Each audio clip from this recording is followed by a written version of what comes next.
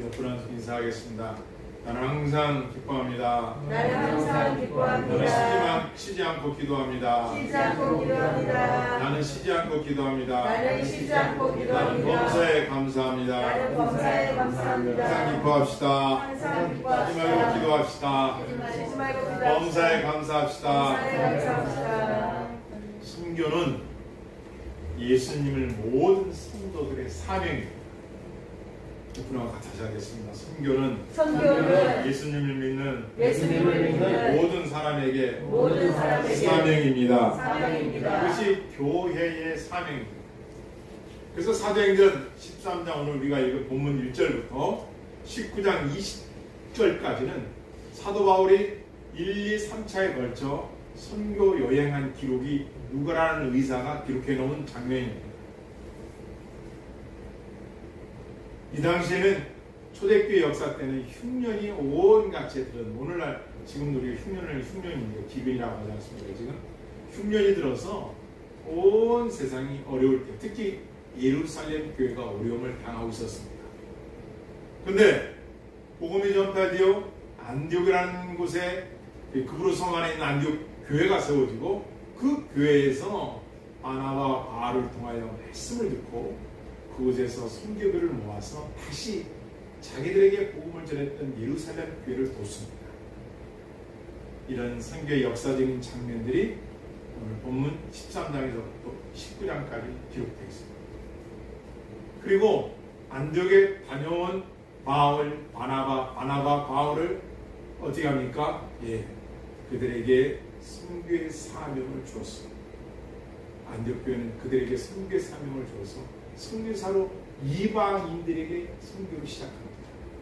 자, 오늘 여기 보시면 우리나라의 선교 현장입니다. 지금 바나바와 바울이 안디옥 교회에서 그들의 하나님의 복음을 듣고 금식하며 안수를 받고, 이 안수는 하나님이 축복하신다, 하나님이 기름 부음을 받다라는 형식적인 것이 아니라 어떤 기운을 받는 게 아니라 하나님의 놀라운 은총이 또 능력과 함께 안수를 받습니다.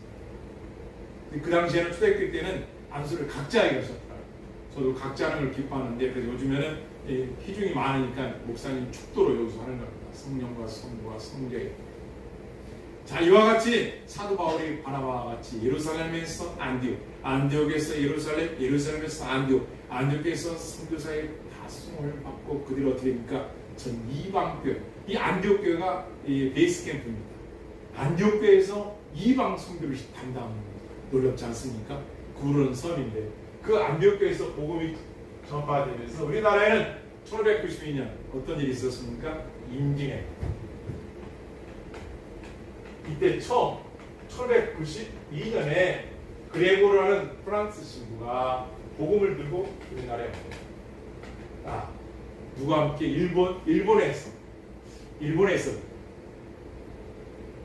일본에서 임진왜란을 일으킨 그들의 배를 타고 와서 이 신부가 이 땅에 처음 전도를 한 게 아닙니다. 처음 발을 디딛고 다시 일본으로 돌아가서 이 사람이 이때 징용으로 잡아간 사람이 5만 명인데 8천 명을 전도합니다. 복음을 전했어요. 우리나라는 1992년도에 처음 역사를 제가 살펴보니까 이렇게 됐어요. 그리고 우리나라의 복음이 언제나 1630년 병자호란 때 이 청나라에 거의 나라를 빼앗긴 영광이죠. 그 인조의 아들 소현세자가 붙잡혀갑니다. 몇 년? 9년 동안 청나라에. 그런데 여기서 뭘 발견한 소현세자가 세상의 문물을 봅니다. 특별히 성경을 알게 됩니다. 신부들로부터. 그래서 이 소현세자가 9년 만에 들어와서 자기 아버지 인조에게 전달합니다. 뭘 전달합니다? 인조는 지금 청나라를 어떻게 해서 막 물리치고 싶고 그 원수를 갚으려고 하는데 그 아버지에게 소현세자가 제가 중국에 9년 동안 있으면서 성경이라는 하나님의 말씀, 천주교가 전하는 복음을 들었습니다. 아버지, 우리나라도 그때 이 인조가 벼룩 있잖아요. 벼룩 붓을 이렇게 담아서 붓글이 쓰는 벼룩을 소현세 이마에다가 던져가지고 그거 맞고 몇 년 후에 죽습니다. 1936년도 이때 복음이 우리나라에 들어왔다. 이 전한 거예요. 소현세자. 참, 이 나라가 얼마나 복받는 나라. 그리고 나서 1776년도에 이게 천주교 이승은 이 정약용의 매제입니다. 여러분 이 정약용 잘 아시죠? 목민심신한 책 국가 공무원들은 읽어보셨을 거예요. 얼마나 청렴결밖에 나라를 이끌어야 할지. 뭐 두말할 필요도 없죠. 정약용, 정약전, 정영전 이 형제들 다 예수 믿습니다. 1976년도에 우리나라에 이 복음이 들어와서 지금 명동성당 김경훈한 집이 명동성당을 세워집니다. 성경 공부를 합니다. 그 당시에 수련회가 있었더라고요.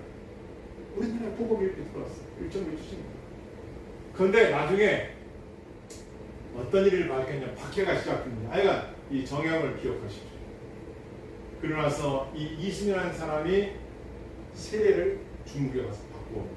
첫 번째 세례자가 1784년도 중국에 가서 프랑스 신분을 받고 옵니다. 그리고 우리나라 1784년도에 알렌송이라는 의사입니다. 민영 알죠? 고종의 조카 민영이 이게 그 우체국 지금 말하면 우체국 그 개설하는 날 칼을 맞아가지고 죽어가는데 고쳐줍니다. 그 놀랍죠. 그 의사가 선교사를 통해서 살려내. 근데 그때부터 제주문이라는 병원이 생기죠. 그 의사 알렌 선교사가 1984년도에 그 다음에 1794년도 어마어마한 일입니다. 윤초라는 사람이 천주교를 믿었는데 자기 어머니가 소천하에 돌아가셔서 장사를 지내야 되는데 나는 천주교인이라 장례에 절할 수가 없다. 그래서 이것을 사람들이 고발을 해가지고 어떻습니까? 전라도 그 풍문인가 그 바깥에서 참수를 시켜가지고 죽입니다. 왜? 너는 부모도 없느냐? 제사를 없애려고 하느냐? 죽입니다. 이 참수형을 낳았다. 이 당시에 이 신의 박해 때에 엄청나게 이 정약용은 안 믿는다고 해가지고 살려줍니다. 정약용 살려주고 나머지 이승우는 순교사입니다. 이가연이라고 있습니다. 이 사람도 죽고 그리고 이익하죠. 이익이 성선 이익이죠. 이익이라는 사람을 아시죠. 그 국가를 위해서 힘썼던 것 이런 분들이 박해를 당합니다. 처참하게 당합니다. 그리고 신유박해 정순왕은 순조죠. 11살에 왕이 됐는데 수렴정치, 수렴 뭐예요? 발을 쳐놓고 저 안에서 11살이니까 물정을 모르니까 정선왕과 할머니가 저 발 뒤에서 다 자기가 통치를 이때 엄청난 박해를 당했습니다. 이게 바로 신유박해 때 우리나라. 그러고 나서 1832년도에 디출라프라는 독일 출신이면서 네덜란드입니다. 옛날에 우리 히딩크 네덜란드 분인데요. 이 사람이 1832년대 제 고향 네포 고향 쭉 가면은 안면도 그 다음에 쭉 가면 고대도라는 섬에 성경과 감자를 가지고 전도합니다. 그 당시 그 네포 지금의 홍성 지역이 홍주라고 불렀습니다. 이민영인가요? 그 사람 그 사람에게 홍주 목사에게 그 당시는 뭐라고 하냐 보이사라고 하지 않고 그 목사에게 그 전체를 다른 사람에게 가서 왕에게 이걸 전달해주고 우리 서로 통상을 맺자 했는데 왕으로부터 거절을 합니다.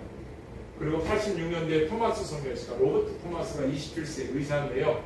이분이 대동강에서 참수형을 당합니다. 이 당시에는 대원군이 촉합이라 해가지고 절대로 다른 나라와는 우리 교통 안 되겠다. 우리나라가 왜 그런지 모르겠어요. 그래가지고 촉합의 생각이 뭐냐? 다른 나라 문물을 받아들이는 것은 나라를 팔아먹는 것과 같다. 그렇게 다스리겠다. 도를 세운 거예요. 피르네라는 그 당시에 토마스 선교사가 와서 결국은 제를로 모터스 배 바깥에서 참수형을 당하고 죽습니다. 그리고 그 피가 우리나라의 평양 신학교가 세워지고 지금 우리가 이 복음을 듣고 이 자리에 있는 그리고 이 존 노스라는 분을 기억하십시오. 영국의 웨일비어 아버지가 그 목사님 희죽교회 목사님이셨어요. 이분이 예수 성경 전서라는 성경 전서를 번역합니다. 그리고 한글 첫글이라는 책을 읽습니다. 원래 이 세종대왕이 우리가 세국에 살고 있지만은 세종대왕이 한글을 만들고 난 후에 이게 잘 익혀진 게 아니었었어요. 보니까 여자들한테만 한 300~400년 동안 여자들한테만 익혔더라고요. 이 위대한 글을. 그런데 이분들이 드러낸 거예요. 이렇게 과학적이고 이렇게 대단한 한글이 있는가. 그래서 이 사람이 이 르토노스 목사님이 책을 써냅니다. 계속해서 요한복음, 누가복음, 마가복음, 그래서 신약 분석까지. 그런데 놀라운 건 1882년도 저도 이걸 제가 도서관 가서 찾아봤고 서점에 가서 찾아봤는데 1882년도에 하늘님 이렇게 하느님이 하나님으로 표기가 바뀌었어요. 할렐루야. 이게 무슨 뜻이냐면요, 하늘님은 저 하늘 스카이를 가리키지만 하나님은 유일신 영원하신 로드 아도나이. 무슨 뜻이냐면 하나님이라는 이름이 너무 거룩해서, 야훼라는 그 이름이 너무 거룩해서 부르기가 너무 우리는 죄인이야. 그래서 부르는 이름이 아도나이, 로드, 주님이라고 부릅니다. 마찬가지 하나님 1882년도에 바뀌었습니다. 만약에 하나님이라고 안 바뀌었으면 하늘도 하나님, 우리가 믿는 하나님은 살아계시고 따라 살아계시고 통치하시고 섭리하시고 작정하시고 계획하시는 창조주 하나님이요 구원주 하나님이요 심판주 하나님이시다. 82년도에 이렇게 우리나라에 선교가 이렇게 들어옵니다. 그리고 오늘 지금 본문에 보니까 바나바와 바울이 안디옥이라는 곳에서 아까 구부로 서만 있는 안디옥 교회에서 파송을 받아 이렇게 복음이 우리나라까지 전도가 됩니다. 지금 우리나라가 전 세계에서 두 번째로 복음을 가장 많이 전하는 선임입니다. 할렐루야. 이게 하나님의 역사죠. 여러분들에게도 하나님의 역사는 계속되고 일어나는 줄 믿습니다. 아멘. 이 세상 끝에 우리를 목마른 자가 아니에요. 여러분 19세기에 되면요, 제가 신학을 공부해보면 이렇게 있어요. 자유주의 학자들이 뭐라고 하는지 아세요? 쉽게 이거예요. 목사님 한 청년이 찾아왔어요. 신앙 상담을 하는데요. 뭐 상담하느냐? 제가 꼭 예배 나가야 돼요? 제가 꼭 열심히 주님을 믿어야 됩니까? 그래, 당신은 어떻게 믿는데? 육체로는 예수님을 믿습니다. 육체로는. 그런데요, 세상 쾌락이 너무 좋아서 저하고 예수님은 멀리 있어요. 성경도 안 읽고 기도도 않고 복음 단절하고 난 이게 너무 좋아요. 왜 좋은데? 내 몸으로는 육신적으로 예수님을 알겠는데요, 제 마음은 따로따로. 뭐가 없는 거예요? 희심이 없어요.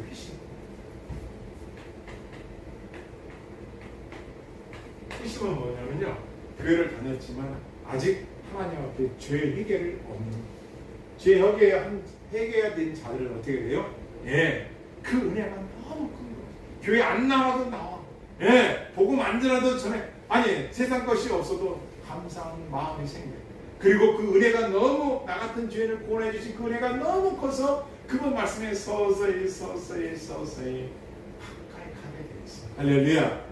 때로는 세상의 고난과 역경과 핍박과 환난과 어려움과 좌절과 낙담 속에서 힘든 건 있지만, 하지만 우리의 본향이 있는 곳에 가는 희심한 자들은 그렇게 믿을 수가 없는 거예요. 이렇게 자유주의 신학자들. 그래서 그들은 뭐예요? 편하게 믿으라는 거예요. 교회 생활 편하게 하라는 거예요. 다 이루었으니까, 다 갚았으니까 너는 그저 편하게만 하면 돼요. 속지 마십시오. 은혜를 아는 자들은 편하게 믿는 게 아니라 마음은 하나씩 평강하지만 그 은혜에 감사해서 어떻게 하면 내가 하나님 앞에 헌신할까? 선교사로, 목회자로, 집사로. 원래 이게 아니라 바나바 집사예요. 스데반 집사예요. 다 이제 빌립 집사예요. 다 뭐예요? 헌신을 하는 거예요. 열심을 내더라. 왜요? 복음을 듣게. 이게 놀라운 거. 지금 이런 역사는 어떻게 일어났어요? 스데반 집사가 순교당했어요. 집사님이에요. 예수 그리스도에 대해서 복음을 전하니까 사람들 어떻게 해요? 죽인 거예요. 돈을 줬어요. 그런데 그 핏값이 그냥 말아진 게 아니라 어떻게 됐어요? 지금도 세상 가운데 이런 거 아니라 복음을 듣게. 여러분, 이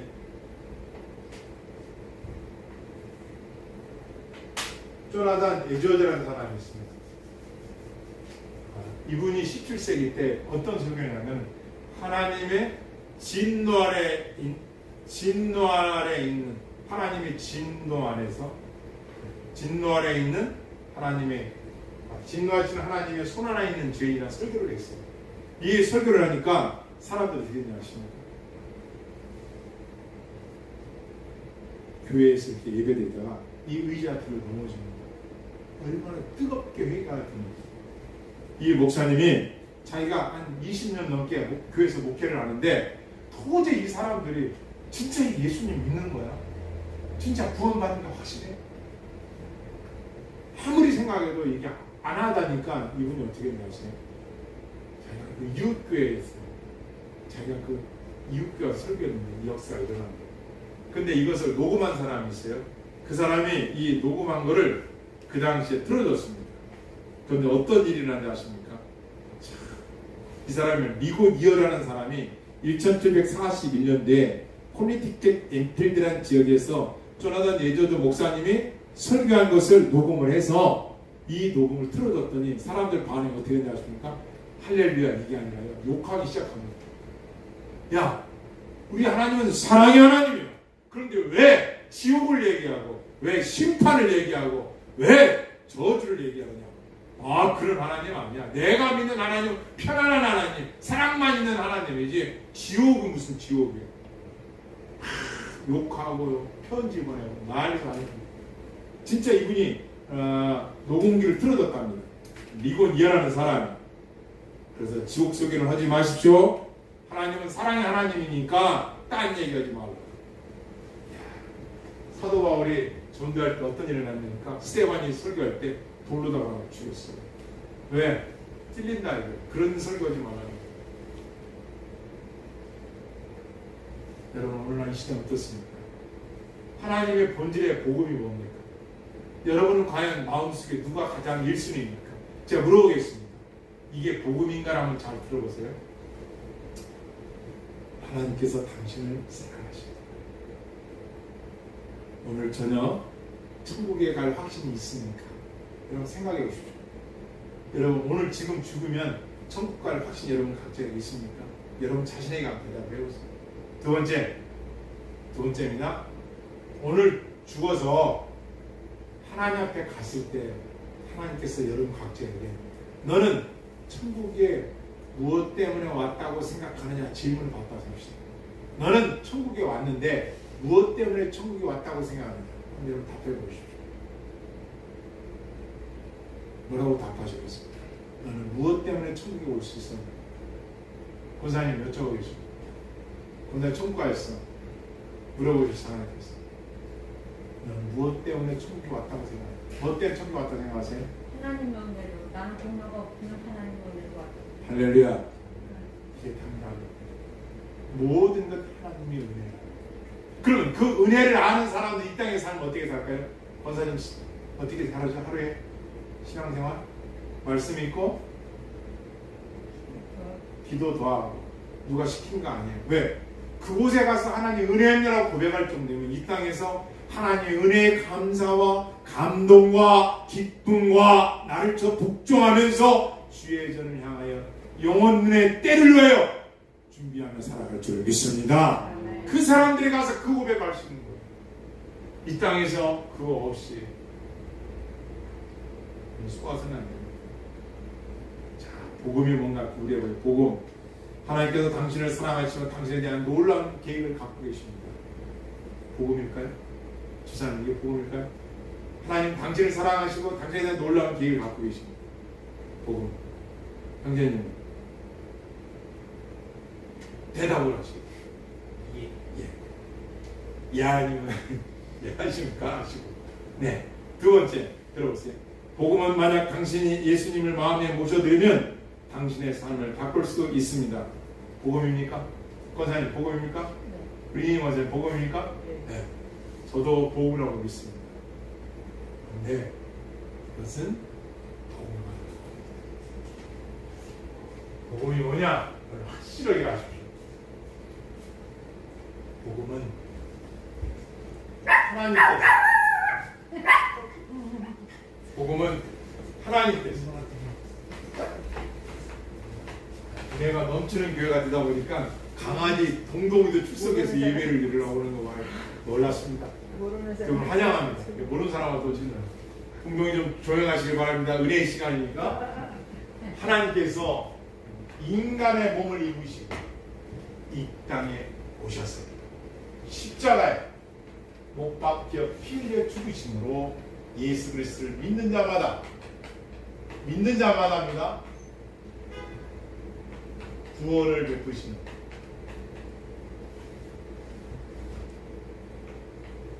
하나님이십니다. 할렐루야. 아멘. 이건 이들은 어디 가냐? 믿는 자가 가는 거예요. 어디 간다고요? 천국. 여기에 가. 여러분 안에가 어떤 공로가 있어서 의가 있어서 헌금을 많이 하고 전도 많이 하고 구제와 선교를 많이 해서 그런 건 필요하지만 천국에 들어가는 천국의 표가 뭐냐? 믿음. 누굴 믿는 거? 요 복음. 하나님이 인간의 몸을 입고 이 땅에 오셔서 예수 그리스도로 오셔서 우리의 죄를 대신 갚아주시고 다 이루었다가 갚았다. 다 갚아줬다는 요걸 믿는 자, 요걸 믿는 자는 끝까지 요걸 믿는 자들은 영원한 본향 천국으로 들어간 줄을 믿습니다. 할렐루야. 이게 믿음입니다. 이런 거 내가 행함으로 갈 수는 없어요. 우리가 예수님 믿고 열심히 낼 수 있지만 행함 갖고 가는 건 아니에요.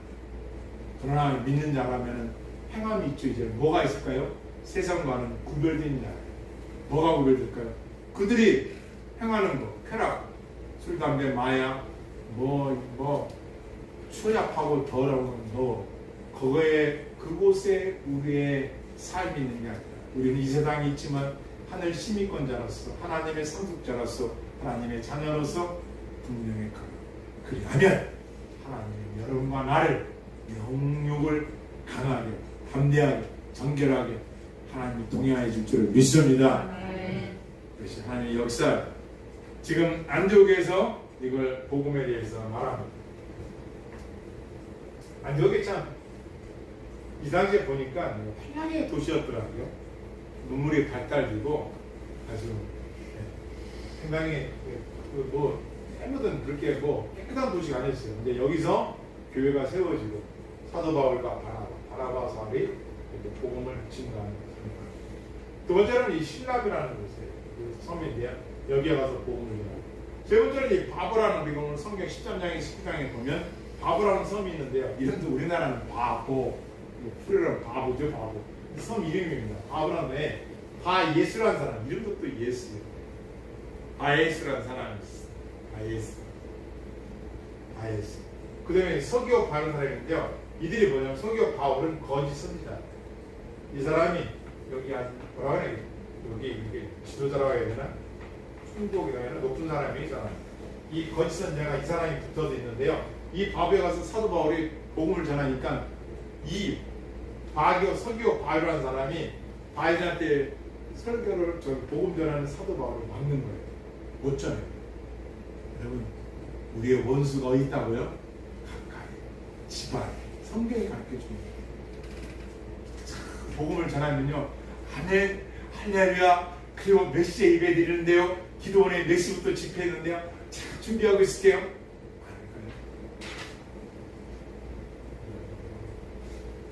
알스 스프롤 교수님은 이렇게 말합니다.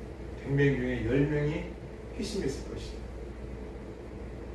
나머지는 그냥 교인일 것이다. 바보에서 사도 바울이 예수 그리스도 누군가를 전하니까 이 거짓 선자 바울이 안 됩니다. 못 전하는 이 사람 그렇다고 미련한 사람 그렇지 않아요. 사도 바울을 따로 불러가지고 어떻게 하면 복음에 대해서 일하고 들어간 사람이지만 결국은 방해를 합니다. 그때 사도 바울이 그에게 말합니다. 10절입니다. 사도행전 13장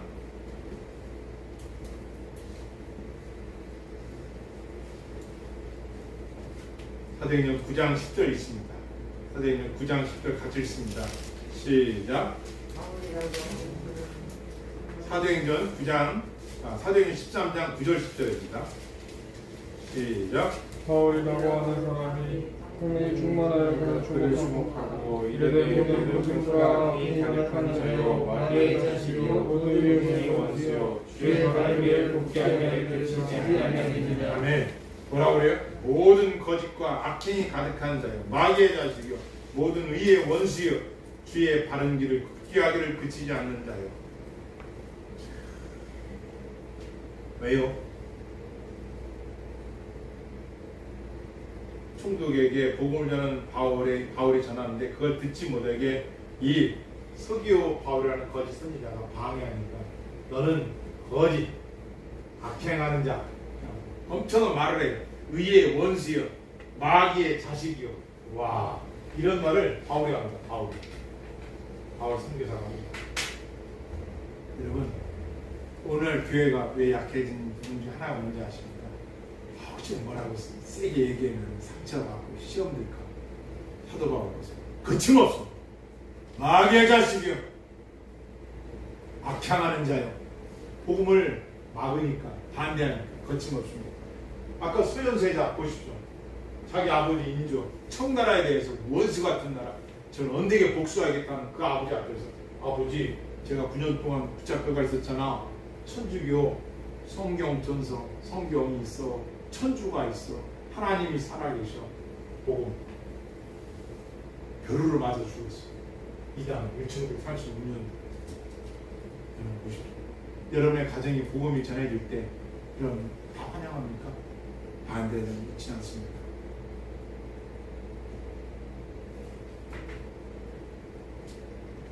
근데 사도 바울은 거침없습니다. 강력하게 설교합니다. 이것이 1차 전도 여행입니다. 그리고 2차와 3차가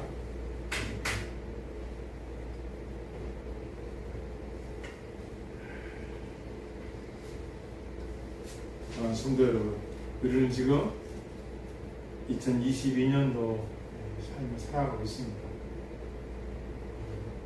주위에서 말하기를 기독교는 호감도가 25%라고 합니다. 제가 기독신력 보니까 기독교 베타도 호감도 25%, 천주교 불교 호감도 65%, 66%. 이게 오늘날 이 세상입니다. 이게 다 맞는지는 모르겠지만요. 여러분 생각해 보십시오. 기독교 역사를 모르면 기독교를 욕하는 사람일 수 있습니다. 하나님의 이 놀라운 계획을 우리가 안다면 우리가 이 세상에서 만나는 그 사람들에게 피 묻은 복음을 전해야 되지 않겠습니까? 생각해보십시오.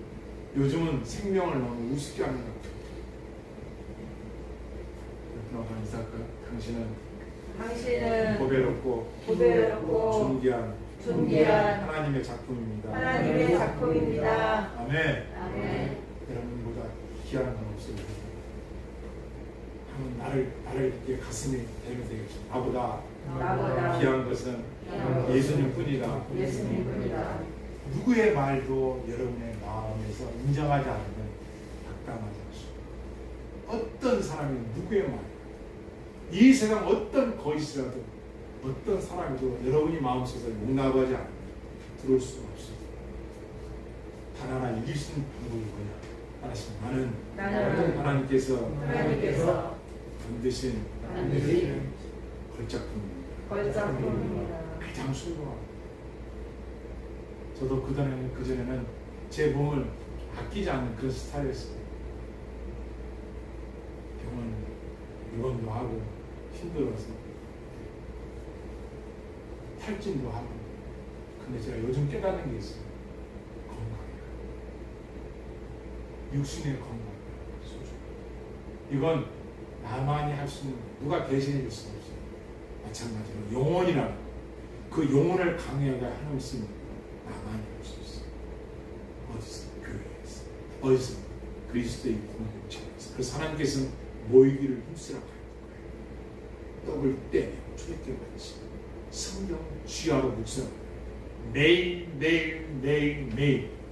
영어의 끝자락에 에브리데이라고 그러죠. 성경을 공부해요. 오늘 저는 또 7시 예배가 있습니다.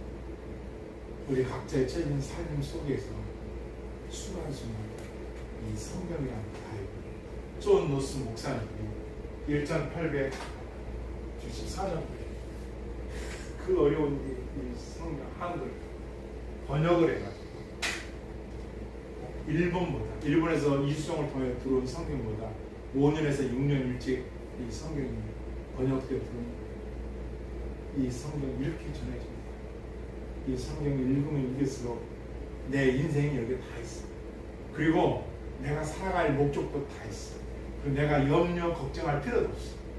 여기 읽으면 하나님 말씀. 제가 요즘 내는 하나님 주신 생각해 보시오. 저한테만 주시겠습니다. 함께 주의 길을 가는 저와 여러분, 성경을 통하여 기도를 통하여 찬양을 통하여 말씀을 통하여 삶의 순간마다 흘러넘치는 주의 은총을 누리며 살아가는 저와 여러분 다 되고 자손들이 되길 주의 이름으로 축원합니다. 네. 기도하시겠습니다.